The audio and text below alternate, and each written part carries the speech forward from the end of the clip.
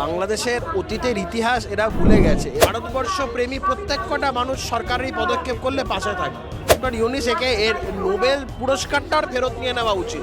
ববি হাকিমের এখানে মন টিকছে না, ওকে ওখানে পাঠিয়ে দেওয়া হোক।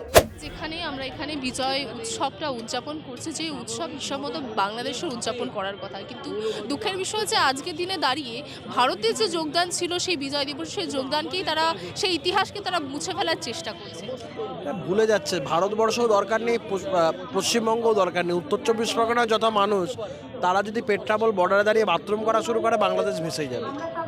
বাংলাদেশের অতীতের ইতিহাস এরা ভুলে গেছে। এরা পাকিস্তানের মদতে এই সমস্ত, সেই সময়কে পাকিস্তানের যে মদতকারী যে সমস্ত শক্তি এরা ছিল, যেই সময় তাদের বিরুদ্ধেই তো মূলত এই লড়াই ছিল, একটা সময় মুক্তিযুদ্ধের লড়াই, তাদের বিরুদ্ধেই শেখ মুজিবের লড়াই এবং সেই সময় ভারতবর্ষের সহযোগিতা। এই অতীত ইতিহাসগুলো ভুলে গেছে। আবার এই পাকিস্তানপন্থী লোকজনেরা মাথা ঝাড়া দিয়েছে বাংলাদেশকে।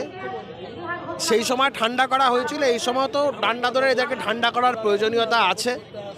সরকারের কাছে, ভারত সরকারের কাছে আমাদের আবেদন যে অনেক হয়েছে, আমরা অনেক সহ্য করেছি, অনেক চুপ থেকেছি, আমাদের এবারে উচিত এদেরকে শিক্ষা দেওয়া। আমার মনে হয় ভারতবর্ষ প্রেমী প্রত্যেক কটা মানুষ সরকারি পদক্ষেপ করলে পাশে থাকে। আর পাকিস্তানের মদতে এত নাচানাচি করছে, পাকিস্তান আস্তে আস্তে, পাকিস্তান যতক্ষণ না সাহায্যের হাত বাড়িয়ে দেওয়ার যে আসার যে সময়টা লাগবে, ততক্ষণে বাংলাদেশকে চূর্ণ বিচূর্ণ গুড়িয়ে দেওয়া যাবে। এই মুহূর্তে দেখা যাচ্ছে যে ইউনিস সরকারের তরফ থেকে তাদের ইলেকশনে, নির্বাচনের কথা বলা হচ্ছে 2025-এর শেষে, মানে একদম শেষের দিকে বলতে গেলে। তো কোথাও কি এক বছর ধরে এখনো পর্যন্ত তার আশা? না, এটা তো একদম চূড়ান্ত ফ্যাসিস্ট রাজত্ব চলছে বাংলাদেশে। আইন কানুন শাসন কোনো কিচ্ছু নেই। এই ইউনিস বেসিক্যালি, এই ডক্টর ইউনিস একে এর নোবেল পুরস্কারটার ফেরত নিয়ে নেওয়া উচিত। বহু মানুষ এই আবেদন করেছিলেন, আমরাও বলছি এর পুরস্কারের ফেরত নিয়ে নেওয়া উচিত।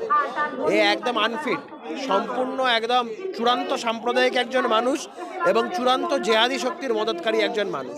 এ আইন কানুন শাসন কোনো কিচ্ছু মানে না, সবাই যে যার মতন চলছে। আচ্ছা, এই রাজ্যেও তো ববি হাকিম এই ধরনের মন্তব্য করছে। ববি হাকিমের এখানে মন টিকছে না, ওকে ওখানে পাঠিয়ে দেওয়া হোক। ওর সংখ্যাগুরু হওয়ার খুব ইচ্ছা, তো ও ওখানে চলে যাক, ওখানে লুঙ্গি পরে আর সাদা টুপি পরে ঘুরে বেড়াবে। ওর এখানে কোনো জায়গা নেই।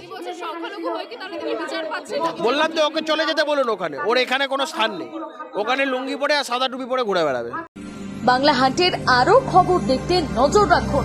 বাংলা খবর মানেই বাংলা হান্ট।